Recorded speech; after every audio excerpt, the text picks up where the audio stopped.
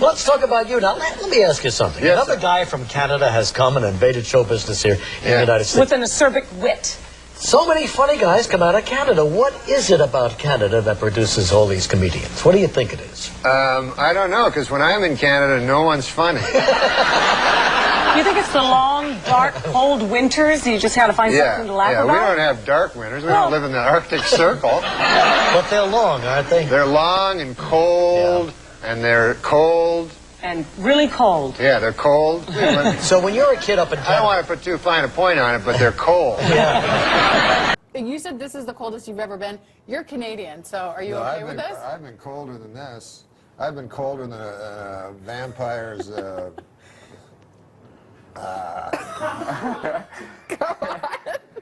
on. That's like an 8 a.m. joke. Yeah, we can do it at 7:19. The stage is yours. Are you drunk?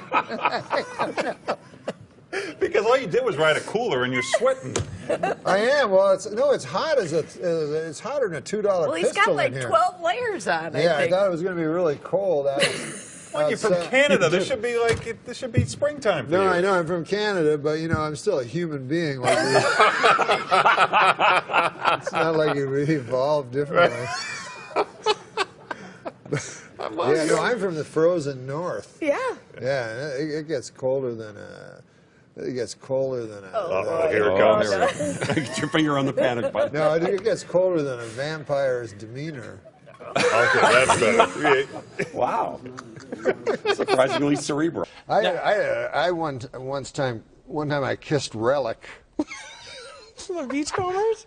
Yeah. Were you on a ferry or? No, that Indian guy from the show gave me some bad heroin. That's not true. No. You made that up. I didn't make that part up, but I did have a long kiss with Relic. For a show or just well, party? Yeah, no, I was supposed to be on the Beachcombers. Right, that would have been awesome. With Jackson Davies, too? Yeah. Yeah. And turns out I was never going to be on the Beachcombers, and I was just going to be in Relic's hotel room. What, were you in Vancouver? Yeah, I was in Vancouver, and I'm like, this is going to be the greatest. I'm going to be, I was supposed to be like the new breed of the Beachcomber and everything. That's what Relic said. So this is a next generation Beachcomber thing? Exactly. Okay. Beachcomber, the next generation. Relic was supposed to be the executive producer, and he'd make occasional appearances. This is what he told me in his hotel room. Come on. This didn't happen. No, it didn't happen. Okay. I got to read this book. Sean. Hey, I should put that in the book. You should. I know there's a couple generations maybe between you two as comedians. Looking at a couple. Watching Norm over the years and some of the characters, what's it like being alongside one of the best? Oh, it's great. I mean, I love Dirty Work, and I love Saturday Night Live. And then I worked with Norm. He was my boss, my first boss in Los Angeles. Yeah, Sean's awesome, man. Future of comedy. If you show this clip like 10, 20 years from now, you're going to go, who's that old guy talking about? Who the hell is Relic? Oh, I love that I'll story. be like Relic, and he'll be like me, like 20 years, when you look at this in the vault. In Canada, it's different. Like here in the States, you vote for the president, maybe you vote for the wrong guy, a war happens. Right. In Canada, it's not like that. You go, like, what's the big thing? Should they make that bridge? Right, that's the biggest. Yeah, so it doesn't really matter. So it's, It's too much pressure. We're very inconsequential, Canada. Yeah. Last time I performed here at the Just for Laughs Gala was 25 years ago, and I did so well, they invited me back. So that was nice.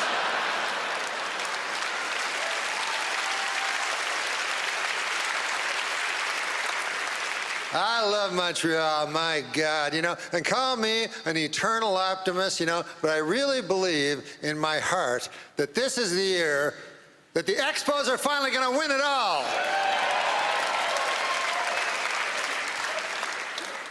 Montreal, famous for a lot of things, one of them being the greatest strip clubs in all of the world.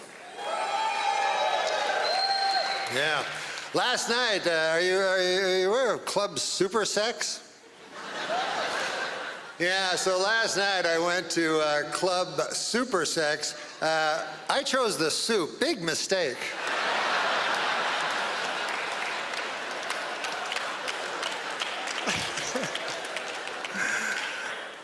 Hey, big election coming up, and in Canada, this is the difference in elections in America and Canada, is elections in America mean something.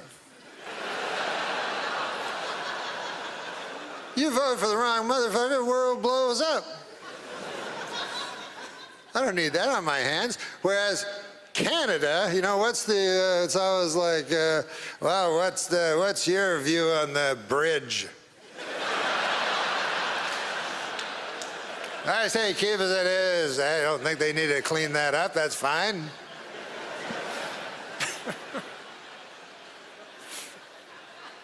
It was easy when I was young to vote because it was simply, you know, you just didn't vote for the French guy.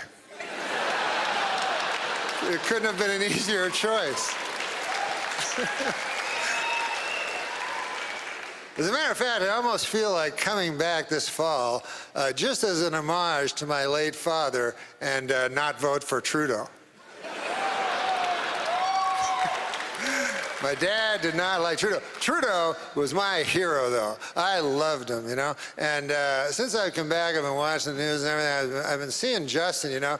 And I thought, by God, you know, this Justin kid, he must be brilliant because his father was Pierre Elliott Trudeau. But then I forgot, he's got a mother. So that's kind of evens everything out. You know, what's also different in American and Canadian elections? In America, you get to vote for the President of the United States, and in Canada, you vote for some motherfucker who lived down the street. In your riding.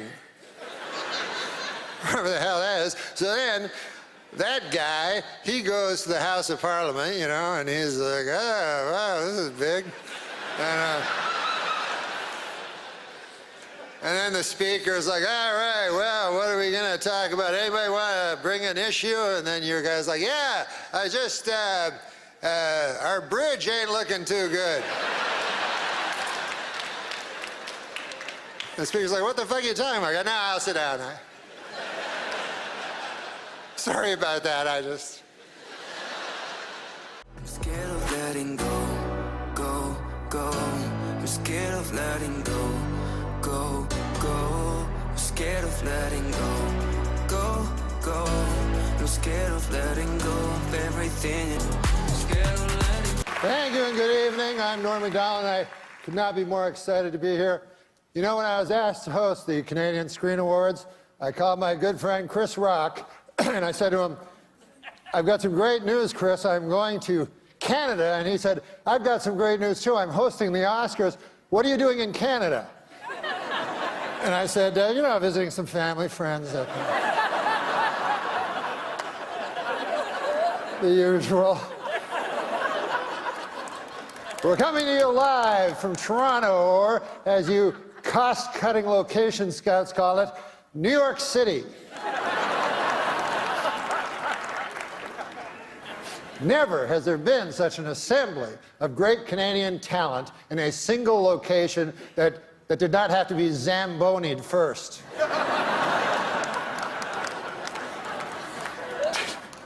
Tonight, the CSAs are being seen in over 50 countries. Isn't that exciting? Oh, wait, I'm sorry. No, wait. I misread that. 50 counties. And a couple of regional municipalities. We are here to celebrate nominees for their wonderful work in Canadian cinema and television, which is a lot like celebrating the Northern Lights.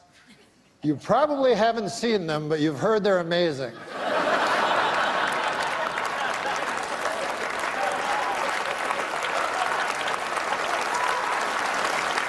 We have a lot to celebrate in our industry. Amongst the TV shows nominated tonight are Amazing Race Canada, Big Brother Canada? Master Chef Canada? Where do they come up with these ideas? But it's been a wonderful year for Canada. It's been a especially great year for one little guy, one adorable little Canadian youngster who's already accomplished so much. Of course, you know who I'm talking about, Justin Trudeau. Hasn't he had a wonderful year? It's been a busy weekend getting here. We lost an hour. As you know, daylight savings time went into effect last night. I give it 6 months.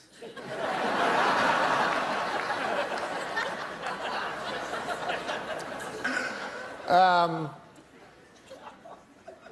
we're going to start the show, but I was... It hasn't started yet. You didn't know. I saw a wild look of alarm cross your eyes. But I was backstage yesterday, and we were doing rehearsals, and I asked, what is the statuette called? And they said, it's called the Canadian Screen Award. And I said, well, that seems kind of dull. Like, what? That's the name of the award? And they said, well, we've been bandying around different names, but none of, they said in Canada it takes a long time to get stuff done and stuff. But one of them that they said, one of them they mentioned was the Candy. And I think John Candy, I mean, who doesn't love John Candy?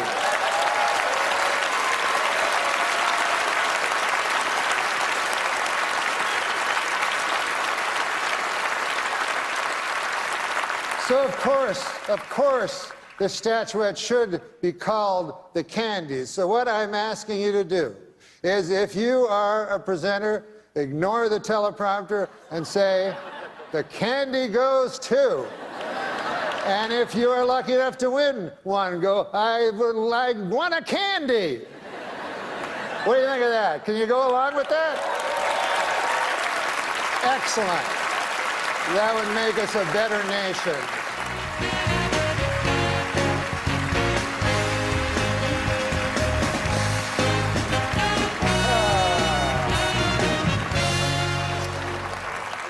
I am not here to upbraid. However, I think I made it quite clear that these awards should be referred to as the Candies. A 9-year-old child knew.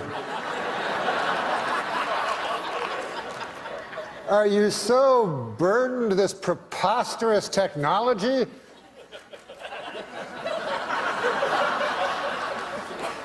So I would like not to see that again.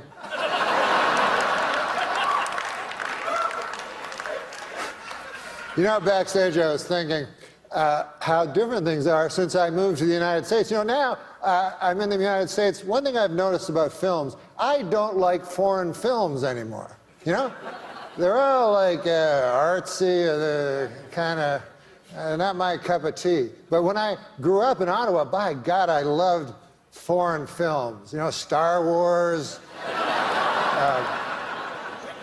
Smokey and the Bandit. Do you remember that one?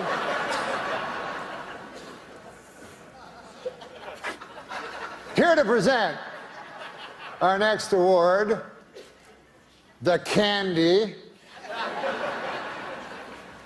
And this will be the end of my upbraiding, I hope. George St. Kitts and the Candy Band. Who can take a sunrise? Come on, guys. Sprinkle it, but they can't. Well, whatever. Well, our next presenters are political people. And it made me think, because I was just told Cape Breton Island, I don't know if you know this, but they are offering sanctuary to anyone that lives in America after Trump is elected president by a landslide. And I agree with this in principle, but why Cape Breton Island? I mean, can't I just flee to Toronto? Do I have to leave the fucking planet? I mean,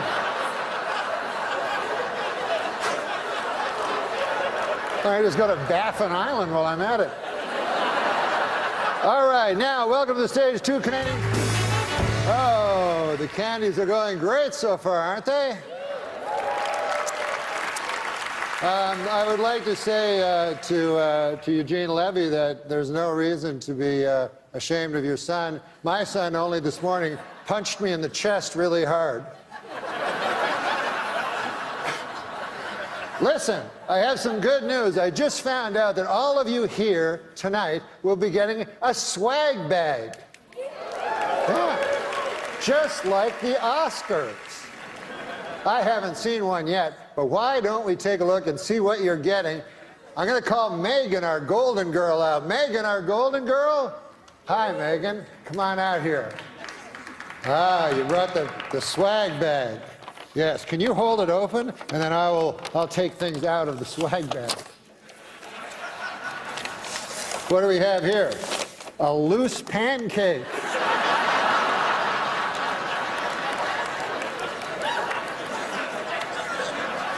What else we got here, Megan? We got, oh, this looks cool. It's a CD, you know what they are, of Nelly Furtado singing all the national anthems.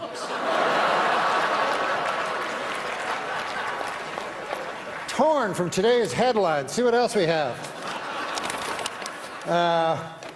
Oh, we have this. Ah, yes, this. This is a bottle of Eau de John Cherry Cologne. It's for the gentleman in the audience. Now, what else do we have? Hopefully something a little funnier than the last one. Here. We have a 30-minute massage from producer Robert Lantos.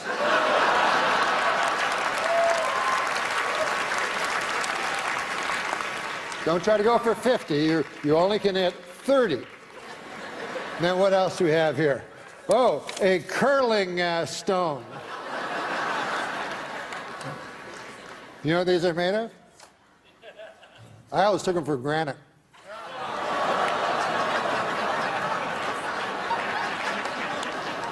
Last time I take a joke from Martin Short. All right. Megan, just do some house cleaning here. Having a hand for Megan, our Golden Globe. Natural mistake. All right. Listen, guys. For some reason, I've been told to stretch. So,